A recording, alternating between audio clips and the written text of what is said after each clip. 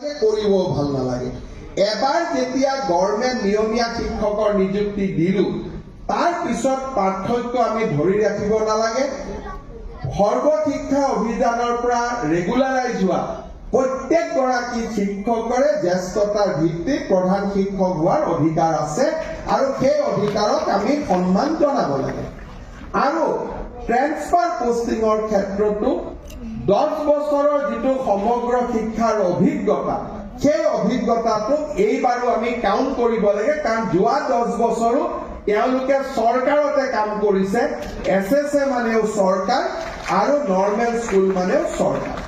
চতুৰ্থতে, সমগ্ৰ শিক্ষা অভিযানত এতিয়া যিসকল শিক্ষকে কাম কৰি আছে অলপমান হওক 2000-3000 শিক্ষক, তেওঁলোকৰ অভিজ্ঞতা বহুত হ'ল। জ্যেষ্ঠতাৰ ভিত্তিত তেওঁলোককো প্ৰধান শিক্ষক হোৱাৰ আমি অনুমতি দিব লাগে, যাতে তেখেতসকলেও প্ৰধান শিক্ষক হ'ব পাৰে।